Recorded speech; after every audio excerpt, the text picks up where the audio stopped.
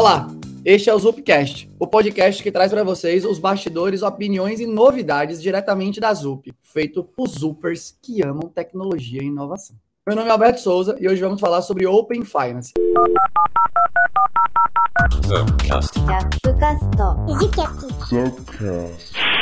Antes de entrar direto no assunto, né? Por sinal, vai ser muito bom, porque eu posso manjar mais se eu vou compartilhar meus dados ou não, por aí, né? Mas antes de entrar no assunto específico, vamos falar, deixa primeiro eu apresentar para vocês aqui, né? Toda a galera que está comigo. Deixa eu começar aqui por Priscila. Priscila trabalha na parte de orquestração de Open Finance. E aí, Priscila, tudo certo com você? Tudo certo.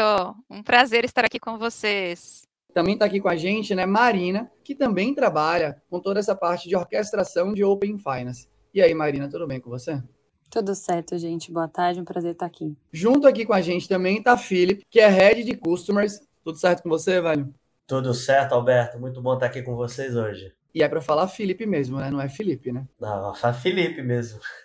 Então é Felipe. Caramba, hein? Já comecei bem esse podcast. E também estou aqui com o Teixeira, que é diretor de toda essa iniciativa. E aí, Teixeira, tudo certo? Fala aí, Alberto. Fala aí, pessoal. Tudo bom? Tudo bem. Super prazer estar aqui com vocês também. Prazer é nosso. Antes de começar tudo, eu tenho uma curiosidade, que é, Marina e Priscila, vocês podem contar pra gente rapidinho um pouquinho mais sobre essa parte do que é a orquestração do Open Finance? Eu confesso que eu fiquei curioso com o título, assim, né, com a expressão, e eu acho que a galera que está escutando também, eventualmente, pode ter ficado curiosa. Rola explicar um tiquinho mais pra gente? Claro, vou começando por aqui e a Má me complementa. Para começar, eu só vou falar bem amplamente o que é o Open Finance, né? Então, o Open Finance, ele é uma tendência aqui mundial, então, que começou há mais ou menos uns 4 anos ali, principalmente no Reino Unido. Antes disso, em 2016, existiam iniciativas de mercado na Índia, mas o forte disso, que pegou para valer mesmo, foi ali em 2018, que traz e que consiste com um conjunto ali, principalmente de regras, de tecnologia, que permitem que os dados, produtos e serviços financeiros dos clientes, eles sejam compartilhados além das fronteiras daquela instituição e que você tem uma conta, que você tem um produto, que você tem um serviço. E por meio da integração ali dos respectivos sistemas. Então, grande parte disso se baseia tanto em você ter uma estratégia de como compartilhar dados e de como tomar maior vantagem competitiva e benefício para o cliente, quanto numa plataforma tecnológica, claro que completamente ali regulada, com segurança e privando aqui pelos aspectos do cliente, então privacidade é mega importante, para lá no fundo eu prover benefício para o meu cliente. Então, quando a gente fala na orquestração, isso mexe praticamente aqui e no banco inteiro. Eu estou falando de compartilhar dados de contas, dados de cartão, dados de outros produtos de operação de crédito, e lá mais para frente, quando a gente expandir isso, até informações de seguros, de previdência, e como isso mexe no banco inteiro, isso mexe em grande parte das aplicações que eu tenho aqui no banco, então dos sistemas mesmo tecnológicos que eu tenho. Então, nosso grande objetivo aqui é traduzir, então, tudo que é necessário e tudo que a gente precisa para atender ali a regulação, e como que a gente transforma isso em produtos, sejam produtos de solução para o cliente ou produtos tecnológicos, e orquestro isso dentro da tecnologia. Então, hoje eu e a Marina, a gente está responsável aqui com um grande time para a gente fazer isso fluir dentro de tecnologia e todas essas aplicações, elas também operarem num único ecossistema que é o Open Finance. Má, bola contigo para complementar aqui também. Boa, Pri. Acho que em linha do que a Pri trouxe aqui, o banco é muito grande, a gente está falando de diversos produtos, diversas plataformas. E aí, quando eu falo do Open Finance aqui, ou Open Banking, a gente entra isso mais para frente aqui também, contando um pouquinho da diferenciação dos dois. Eu também tenho, além dessas diversas siglas e sistemas internos, eu tenho diversas instituições financeiras participantes. Então, a gente faz essa orquestração interna e externa aqui no viés de tecnologia dentro do banco. Eu já estou aqui pensando que agora, quando eu vou liberar todos os meus acessos lá de todos os pedidos de financiamento que eu estou fazendo para comprar uma casa, para ver já quem vai me oferecer um menor taxa de juros aí anual para não me endividar tanto. Eu vou começar a lembrar dessas coisas aqui. Acho que já puxando o que vocês falaram, né? Acho que já para talvez tentar tirar essa dúvida, já rolou aqui Open Banking, que acho que é uma expressão que tá comum aí acho que no dia a dia, e também tem o Open Finance. Então, gente, se vocês puderem, não sei se tem diferença, se é a mesma coisa, então se vocês puderem esclarecer para quem está nos ouvindo um pouco sobre isso, acho que vai ser massa. Boa, Alberto. Isso daí é uma dúvida que todo mundo tem, né? Porque a tendência realmente chega aqui no Brasil como Open Banking e rapidamente ela evolui para Open Finance, né? E aí o que a gente tem aqui de diferença? Uma coisa é a gente abrir dados bancários e outra coisa é a gente falar de dados financeiros mais amplos, né? E a gente sabe que todo mundo se relaciona não só com banco, a partir de cartão, de conta, mas existem produtos um pouco mais sofisticados nesse mundo, né? Como a própria previdência, seguros. E como que a gente traz tudo isso daqui para o jogo? A gente risca o nomezinho banking e a gente começa a falar de Open Finance, a gente é muito mais amplo, muito mais inclusivo em tudo que a gente vai estar compartilhando de dados das pessoas através desse sistema. O Open Finance ele é uma evolução aqui, né, desse modelo original do Open Banking. Então, se a gente fosse colocar isso em diagramas, essas bolinhas iriam aumentando ao longo do tempo, né, em que eu teria ali informações de banking, que nem ele comentou, de cadastro, de pagamento, de crédito, de cartão, e aí logo depois entrando aqui o Open Finance com esse escopo um pouco maior, e lá na frente, então, o que a gente espera, o que vem por aí, então, antecipando um pouquinho, a gente tem o conceito lá do Open Data, né, então, que traz mais informações, como informações de utilities, saúde, varejo, mobilidade, enfim, e completando todo esse ecossistema aqui de compartilhamento, claro que baseado sempre ali no consentimento do cliente. Boa, Pri, acho que tem um complemento também importante da gente falar aqui, porque como a gente está falando de troca de informações entre diversas instituições e também a gente vai mudando aqui o escopo regulatório, né? Quando eu estou no Open Banking aqui, eu tenho o Bacen orquestrando isso, Open Finance aí falando de investimentos e falando de seguros, eu tenho o SUSEP, Ambima e outros órgãos entrando aqui também para regulamentar esse sistema que é bastante complexo. E é legal pensar até na ótica nós como consumidores, que no final a gente também acaba sendo super impactado pela tecnologia, vai dando muito mais possibilidade e riqueza de serviços e produtos que vão nos servir, né? Como o Open Banking, Open Finance, são várias fases que eles vão acontecendo, né? E eu acho que cada fase tem evoluído muito também nessa quesito de que tipo de serviço e produto a gente vai conseguir trazer para os consumidores e para nós que trabalhamos com tecnologia também, de criar coisas diferentes ali. Acho que tem bastante evolução super legal ali, começa muito, acho que elas falaram até que com cadastros das instituições mesmo, depois dos nós como consumidores, depois de produtos, serviços que a gente talvez não está tão habituado a consumir, mas que expande investimento, seguro e tudo mais. Vocês falaram, né, da fase, né? Teixeira trouxe isso, né? Que o lance é faseado, tudo mais. Eu acho que eu entendi que o Open Banking é um subconjunto, né, do Open Finance e várias coisas eventualmente vão entrar como subconjunto aí. Só que na hora que eu tava me preparando aqui para o podcast, eu fui entrando nas páginas, né? E tinha tipo uma timeline de quando vai estar liberado. Acho que, não sei se o nome é funcionalidade, mas ou capacidades aí que a pessoa vai ter acesso em relação ao Open Finance. A gente está gravando aqui o podcast no dia 6 de maio de 2022, né? Porque eu não sei lá quando é que o povo vai ouvir eventualmente. Pensando agora assim, né? O que está liberado hoje? Imagina que eu entro aqui no Itaú, né? E eu quero acessar essa parte de Open Finance e eu quero deixar mais aberto aí as minhas informações para que o Itaú possa me oferecer melhores serviços. O que está aberto já agora? E pensando na timeline, sei lá, para 2022 e tal, né? Qual que é o plano aí para esse ano? Ou sei lá, se é uns próximos 2 anos ou algo do gênero. Rola vocês darem esse update para quem está escutando, para a gente já ir se planejando aqui? Ou não dá para rolar agora isso? Não, acho que dá para contar até, independente de quem é a instituição, a gente já está na fase 4 aqui, tá? Então dá até para dar um overview rápido de cada um. A fase 1 ela foi muito de abertura, começa com a abertura de dados das próprias instituições e dos seus produtos e serviços. Muitas pessoas falavam, vai poder começar a surgir ofertas como comparadores de serviços, comparadores de quem tem tal serviço ou não, de como está custando isso, onde estão as agências, etc. Então, acho que essa foi a fase 1 ali, talvez muito mais voltado ao compartilhamento dos dados das próprias instituições. Depois tem a fase 2, que começa a ser nós, consumidores, compartilhando os nossos dados, tá? E ali ainda na visão de Open Banking. Então, os dados mais de conta, cartão, crédito, esses produtos mais tradicionais de banking mesmo. A fase 3, ela começa, que a gente chama dos iniciadores de pagamento, tá? Então, a gente começa a poder estando em outro ambiente, iniciar transações em outro banco. Então, eu estou num escopo X, posso iniciar uma transação que eventualmente vai tirar o dinheiro do lugar Y. E aí começa com, Pix, tem TED, vai vir boleto, débito em conta, então tem vários iniciadores de pagamento. E na fase 4 são essas demais serviços que a gente fala de investimentos, seguro, previdência e outros serviços que estão nessas fases. A fase 1 e 2 já terminou, então dados de instituições, dados nossos como consumidores já foi, a gente está no fase 3 em diante e aí está rolando, vai ter bastante coisa ali.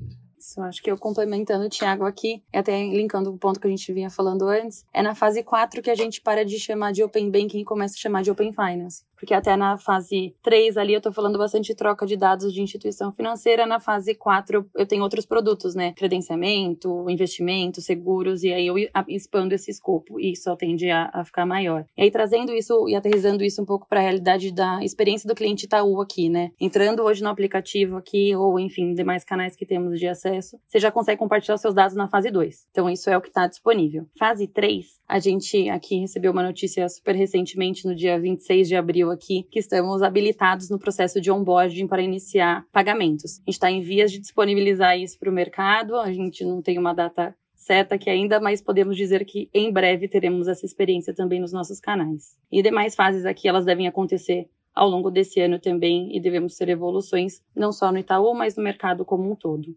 E até acrescentando um ponto aqui de fase 3, ali a gente tem a iniciação de pagamentos, que é o que a gente chama de fases 3A, 3B, 3D, enfim, tem algumas nomenclaturas aqui. Dentro dessa fase 3, a gente também tem o pilar da fase 3C, que é o encaminhamento de proposta de crédito. Então, ainda está em discussão preliminar, então, em discussões nos grupos de trabalho ali, que são feitos dentro do modelo de governança, né, do Banco Central, com as diversas casas ali representando, e vai ser um modelo em que você também pode iniciar não só um pagamento, mas você também pode iniciar um crédito e escolher de onde aquele crédito, em qual instituição também ele virá. Então é um ponto que é interessante, ainda está em discussão de um escopo profundo de como isso vai começar, mas é uma curiosidade que vai vir também mais para frente, e a gente vai ter mais visão do que será nos próximos meses. Eu sempre gosto de pensar que a fase 1 é muito ali passando água pelos canos, né? Como que as instituições financeiras começam a se comunicar entre si agora para trafegar de forma bem segura, né, os dados dos clientes entre si. A fase 2 é quando a gente de fato começa a trazer ali um pouco mais de personificação, né? O dado é meu, então faço com ele o que eu quiser. Eu consigo compartilhar da instituição A para a instituição B. A 3, eu acho que ela é fantástica, ela é mágica, porque ela começa a trazer aqui aplicações reais aqui para o cliente, né? Não só ele leva o dado de um lado para o outro, mas ele consegue, né, através dos rails também do Pix, né, fazer uma iniciação de pagamento, tirar a grana de um lugar, colocar em outro. E tem agora essa fase que é a 3C, né, que a gente está comentando aqui da iniciação de proposta de crédito, que ela habilita um novo ecossistema de negócios aqui, né, os marketplaces de crédito. Então eu consigo os dados de uma instituição, de um cliente, e eu já orquestro aquilo para diversas outras que querem me propor crédito, né? Isso vai muito de encontro aqui positivo com as agendas aqui do Banco Central, que de fato é redução dos spreads, né? A melhoria da competitividade. Então eu acho que essa fase 3 é mágica, e é mais sobre o início das fases e menos sobre os finais delas, né? Porque a gente vê que esses prazos acabam se esticando, né? São muitas instituições, a regulação ela tem que ser realmente muito criteriosa, né? Porque segurança daqui é o pilar principal, a gente não pode cometer nenhum deslize quando a gente fala dos dados financeiros do cidadão, né? E quando a gente vai para a fase 4, é de fato a gente abrir todo o resto que não é apenas aquela parte de banking, né? Então, a gente fala de investimento, de câmbio, de seguros, produtos um pouco mais complexos. Mas eu acho que essa 3, ela tem bastante disrupção para o mercado, ela abre muita coisa nova para a gente. Só para quem está escutando, né, gente, tem sempre um roteiro aqui que a galera prepara, porque senão eu fico perdido aqui na hora de falar as perguntas pro povo, para você não achar que eu tô aqui inventando pergunta aleatoriamente quem está escutando. Vocês colocaram a parte aqui, né, que é para a gente falar de governança, só que antes de chegar nessa parte mais para alto nível, eu queria agora começar mais pelo baixo nível, aproveitando o que Phil falou, né, porque eu imagino que deve ter tido muito trabalho dos times de engenharia, né, de construções de API, estabelecer contrato como é que um vai falar com o outro. Quando a gente estava aqui no backstage, digamos assim, do podcast, né, a gente fez ali uma analogia que é uma coisa parecida com o OAuth da vida. Eu falo assim, eu quero falar na instituição XPTO, eu quero clicar nela e vou falar assim, agora eu quero que você me dê esse, eu aceito que você pegue de lá, né, esse dado para outra instituição, eu quero pegar esse, aquele outro dado. Como que se dá, né, toda essa parte de comunicação entre as instituições financeiras, como que essa parte de desenho das APIs, quem que estabelece esses contratos? Os contratos não são tão formais, né? Tipo, sei lá, olhando lá antigamente na história, né? É tipo um busca-pé ali no início, que para cada um das lojas ele tinha que fazer um layout diferente de API para se conectar, e o negócio era uma grande confusão. Como que é o esquema para que tudo aí por baixo do pano consiga fluir de um canto para o outro, né? Óbvio, né? Se vocês puderem falar, até onde for possível falar, né? Aqui para quem está nos escutando. Mas eu acho que é um tema muito interessante, pensando em desafio de tecnologia mesmo, né? De design, de arquitetura, design, enfim. Acho que são temas que podem ser interessantes para quem está escutando.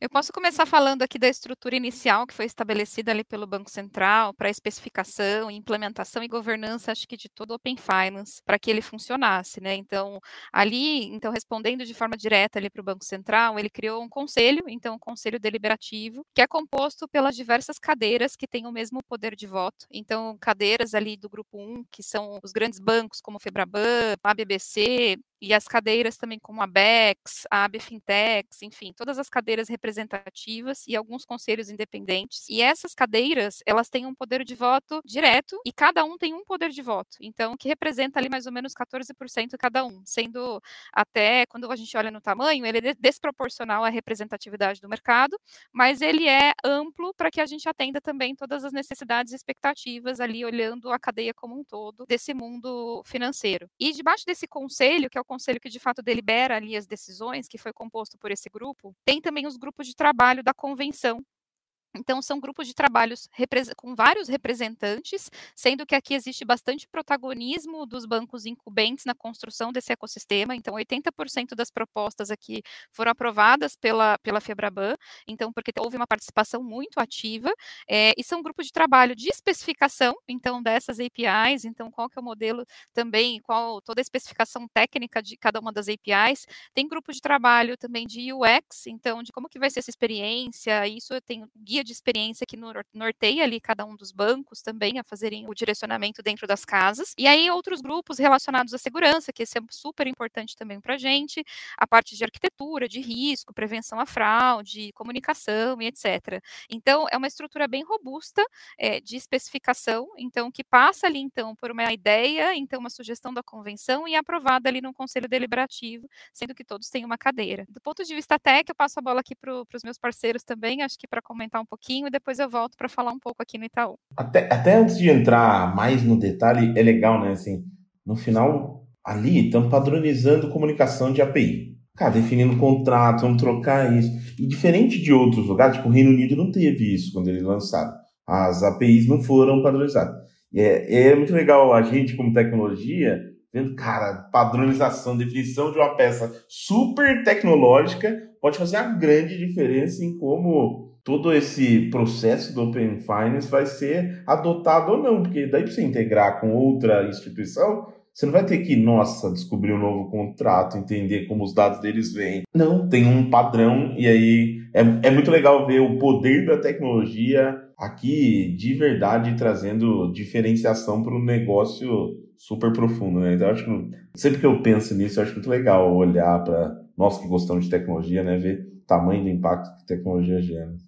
Boa, quando eu vejo o Teixeira falando isso, assim, realmente me faz pensar que parece que lá no padrão do Reino Unido foi uma coisa quase que para inglês ver, né? Que assim, não houve realmente uma padronização, né? Como cada banco deveria expor seus dados, os dados dos clientes, né? Através das suas interfaces. E aí cada um fez do seu jeito e isso complica, inclusive, a vida daquele third party provider, né? De um agregador, de um novo player de entrar. Porque no momento que ele entra no mercado desse de dados abertos, né, financeiros, e ele tem 10, 20, 30 padrões diferentes, ele até se desestimula a consumir. Porque ele vai ter que fazer quase que o trabalho que ele fazia antes, que era o scrapping, né? E agora com padrões que a gente começa a trazer aqui no Brasil, e a gente começa a amadurecer esse modelo que nasce realmente ali no Reino Unido, a gente vem aqui com ISO 20022, né, que é uma norma internacional para a troca eletrônica de dados entre instituições financeiras. A gente consegue estabelecer muito bem aqui padrões de segurança, né, porque, de novo, a gente não é muito aqui a gente frisar, né? Quando você fala que o OAuth é como se fosse um OAuth, não é como se fosse. A gente tem o OAuth 2.0 para autorização. A gente utiliza o OpenID para identificação. A gente usa Financial Grade APIs, né, FAP, usa CIBA também, que é o Client Initiated Backchannel Authentication. Então, assim, tem uma série de padrões que a gente está seguindo bem. Calma aí, filho, meu amigo. Você não sai largando essas siglas assim no meio aqui do podcast, porque senão o juízo de quem está, não só meu, que estou tentando fazer as perguntas, mas de quem está escutando, dá uma fundida lá. Calma aí, dá 2 passos atrás e só volta nas siglas que você falou, só para a galera que está escutando se achar um pouco no planeta. Boa, a gente estava fazendo uma brincadeira aqui antes, né, para contextualizar, a gente dando o exemplo, né, do Lazy Login, que durante muito tempo o Social Login, né, imperou aqui, facilitou a vida de muita gente, que queria entrar ali no aplicativo de ride sharing, seja ele Uber, 99, Easy, e para ele não precisar fazer aquele cadastro todas as vezes, ele acabava utilizando lá o login do Face dele, né? E daí a gente começa a trazer aqui no mundo de tecnologia aquele padrão de OAuth, né, de Open Authentication. E aí quando a gente fez o paralelo e ficou ali meio que solto, né? Ah, será que isso aqui não parece com o OAuth? Não, isso não parece, isso é o OAuth. Então quando a gente traz aqui as jornadas de consentimento do Open Finance aqui no Brasil, a gente está utilizando ali um dos 4 pilares, né, e aí sopinha de letrinha, eu vou falar um pouquinho mais pausado agora. A gente traz o OAuth 2.0 para essa camada de autorização. As outras que eu citei aqui foram o OpenID, para identificação, então a gente tem que garantir que, de fato, quem consome pode consumir aquele dado. A gente tem o FAPI, que é o Financial Grade API, então também uma série de recursos de segurança para proteger toda essa comunicação. E a gente tem o CIBA, esse daqui também a gente teve que pesquisar, que é o Client Initiated Backchannel Authentication. Então, é uma autenticação de canais de back iniciada por um cliente, não um server to server, porque ele quis se falar um com o outro, mas porque um cliente desejou compartilhar algum dado que era dele desde o início. Não é mole não, viu? Acho que a Pri traz bastante aqui da figura dos nossos reguladores, do Bacen aqui. O Fio traz um pouco aqui da parte de tecnologia, da parte de segurança. E o Thiago também colocou esse ponto aqui, achei super importante em relação a como isso se materializa, né? E a gente tem também aqui, para garantir a segurança de todo mundo e todo mundo falar na mesma língua aqui, o papel do Diretório Central, que é colocado pelo Bacen aqui e regulamentado por ele, onde a gente tem todos os parâmetros de segurança, um arcabouço aqui de informações, e todas as instituições, quando a gente tem um consentimento, são obrigadas a passar por lá e validar as informações para a gente garantir que a instituição de fato é ela e que o cliente de fato é ele, para a gente ter aqui fluidez e segurança no ecossistema, protegendo os dados dos nossos clientes, né? Então acho que a gente está bem seguro aqui e falando todo mundo na mesma língua por conta de como foi desenhado o ecossistema. E eu acho que complementando, trazendo um toque também de realidade, claro, a padronização ela é mega importante, mas ela foi perfeita? Então, todas as certificações e os motores de certificação, sejam os motores de certificação funcional aqui de cada uma das APIs, eles representam 100% e identificam 100% de possíveis gaps que podem ocorrer? Não é bem assim, né? Não foi bem assim. Então, a gente começou aí com a fase 2 lá em agosto, então, de 2021. A gente vem percorrendo aí a fase 2, então a gente teve no final do ano, sim, um elevado número de consentimentos por habitante, se a gente comparar o tempo que a gente teve em relação ao Reino Unido. Mas aqui a gente tem inúmeros desafios, então, de como que a gente também coloca em motores de certificações mais automatizados as regras que nos ajudem aqui a garantir todos esses padrões que a gente tem feito, porque quer queira, quer não, é um ecossistema muito grande, né, então, de participantes. Então, na fase 2 e na fase 1, a gente tinha mais os maiores bancos aqui como obrigatórios por entrar nessas fases, e a fase 3 aqui, que a gente comentou que ela vai ser super ampla, e mais para frente, tendo mais iniciadores e mais participantes, a gente vai ter um volume grande aqui de instituições que vão fazer parte desse ecossistema, e a padronização é chave. E ter um motor de certificação que garanta também essas regras vai ser chave inclusive para um novo participante também entrar. Então a gente está nessa jornada e aprendendo bastante aí com isso, com toda a governança que a gente comentou aqui.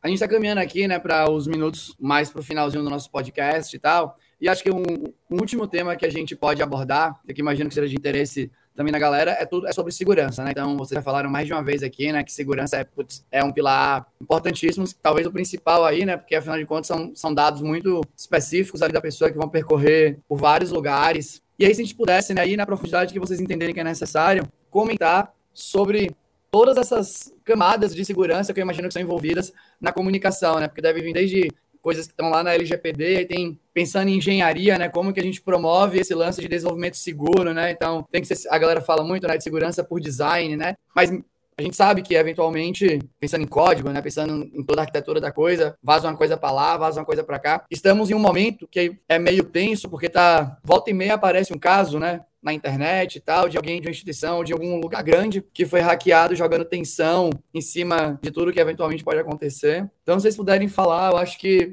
enfim, né, no nível que vocês entenderem, que vai ser legal aqui para quem está ouvindo, sobre como que é todo esse approach de segurança para que as coisas aconteçam da melhor maneira possível, acho que vai ser muito legal. Quando a gente começa a analisar ali por forças positivas, forças negativas, né? Toda essa questão de compartilhamento de dados, é que a gente está falando de dados financeiros, né? A gente vê que uma das possíveis fraquezas ali que tem no modelo desse, né, é a baixa credibilidade junto ao cliente. E aí eu me explico, assim, é difícil, acho que um dos maiores desafios que a gente vai ter nessa jornada de Open Finance é comunicar bem para as pessoas o que de fato elas podem ganhar participando desse arranjo de compartilhamento de dados, né? A gente chegando lá em novos produtos, ofertas mais vantajosas para o cliente. Só que até a gente conseguir fazer esse convencimento, tem um monte de forças ali que já são negativas na cabeça das pessoas, justamente com isso, né? Preocupação com a privacidade dela, ela tem medo de sofrer fraude. E a gente sabe que, e a gente que está aqui em segurança, né, principalmente, sabe que o elemento mais frágil, né, de qualquer elo aqui de sistema que possa parecer infalível tecnicamente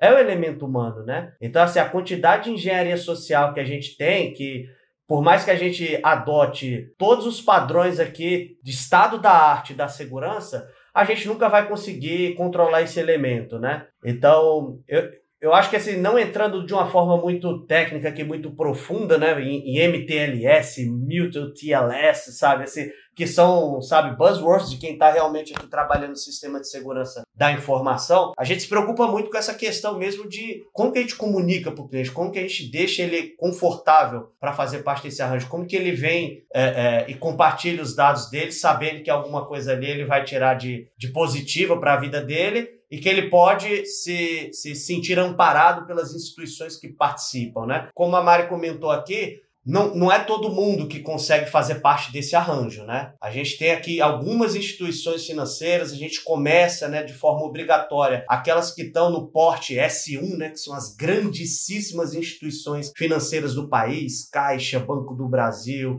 Itaú, Bradesco, são meia dúzia de instituições. A gente começa a ampliar esse leque daqui à medida que a gente vê que toda essa segurança, toda essa certificação e homologação, ela ocorre de forma positiva, né? Até não explicando tecnicamente, mas falando um pouquinho de maneira ampla como que funciona o fluxo aqui do Open Finance, ele é todo baseado, de fato, em ser um ecossistema seguro e garantindo a privacidade ali do cliente. Então, a cada momento que uma instituição ela adere ao Open Finance, ela precisa estar certificada no diretório central, que a Mari comentou um pouquinho. Então, ela ganha uma chave da própria instituição falando assim, estou apta a participar de todo esse ecossistema para esses endpoints, para essas APIs, para esses escopos de dados.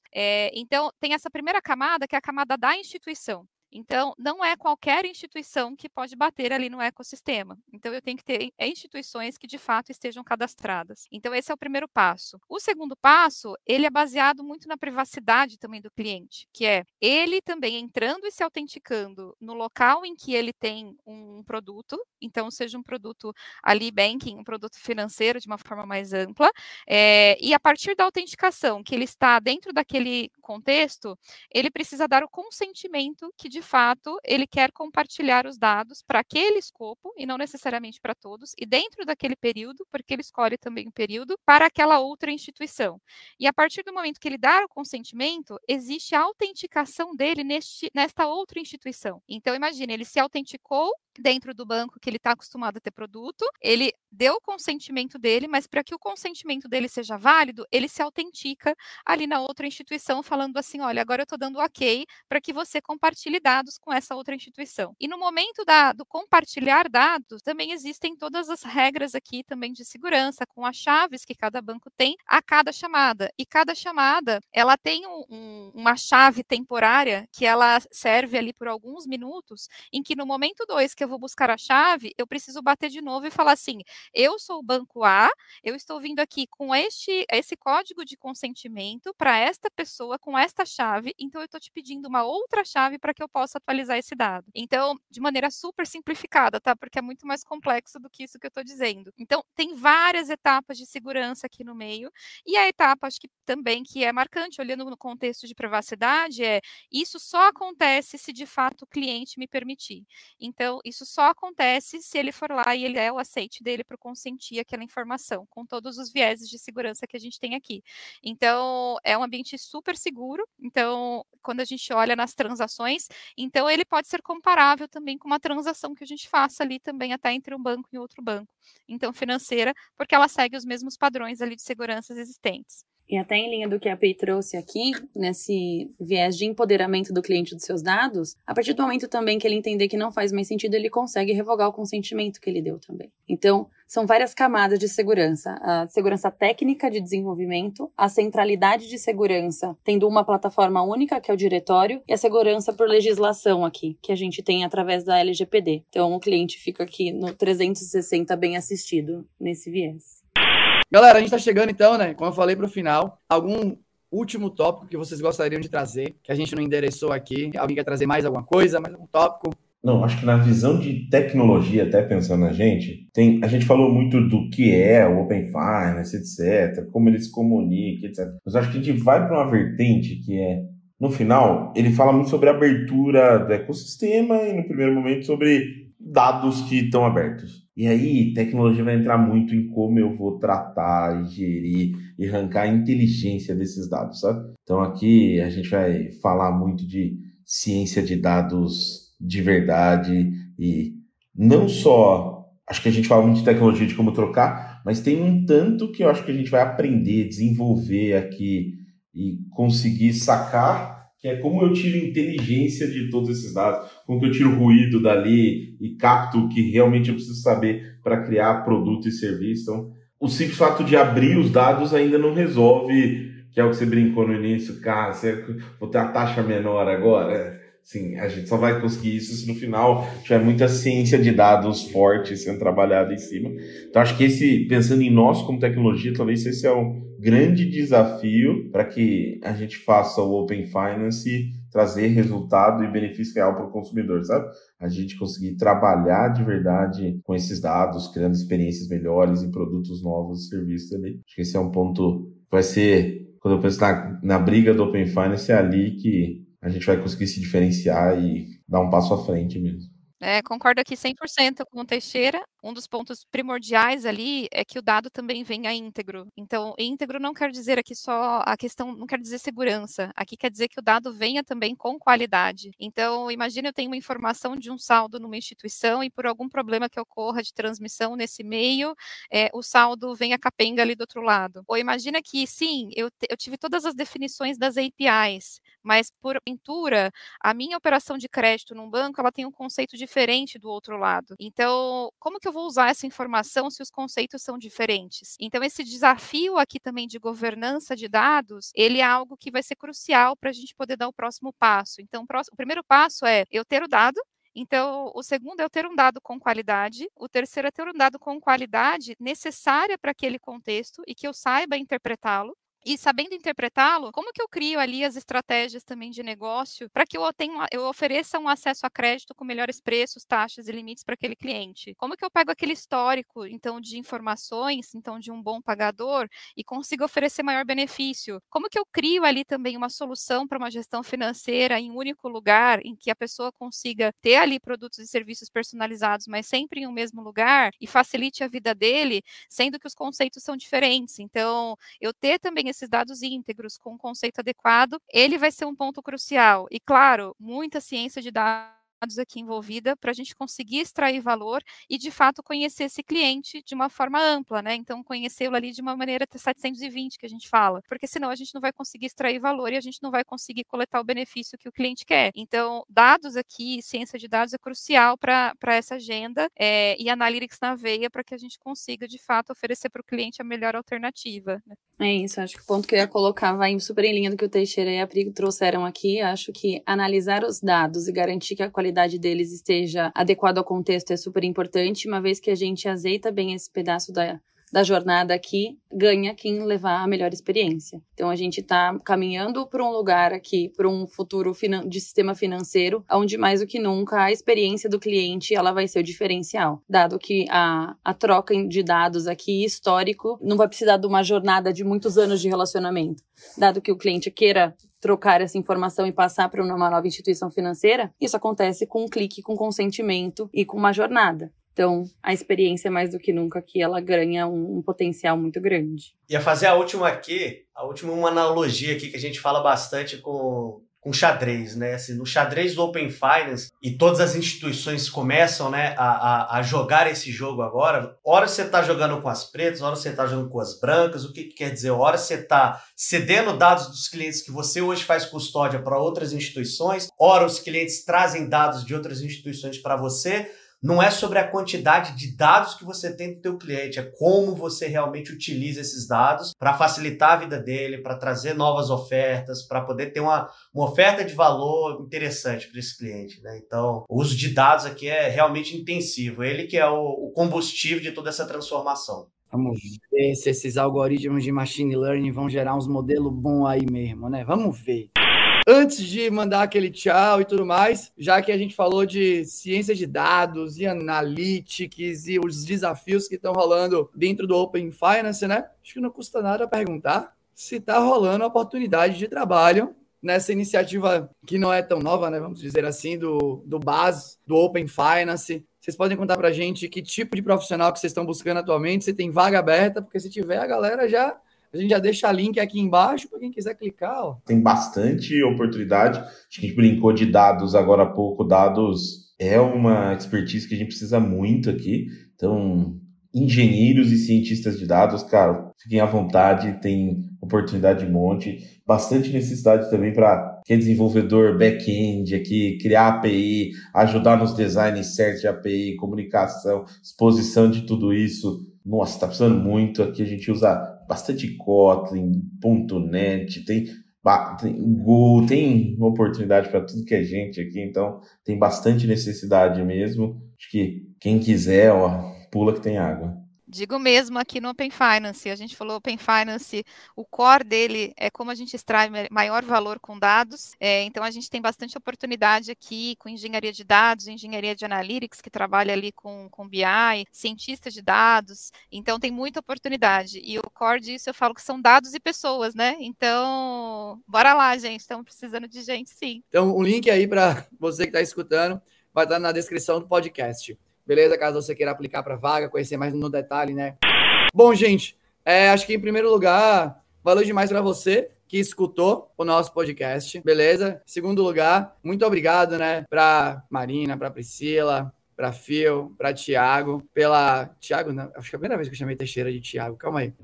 Cara, diz a lenda que meu nome é Thiago também, tá? Então fechou. Para Teixeira, pela participação. Caso vocês queiram saber um pouco mais sobre cada um deles e delas aqui, né? Você vai encontrar o link de rede social aqui na descrição, beleza? Mas era isso. Muito obrigado, até a próxima e tchau.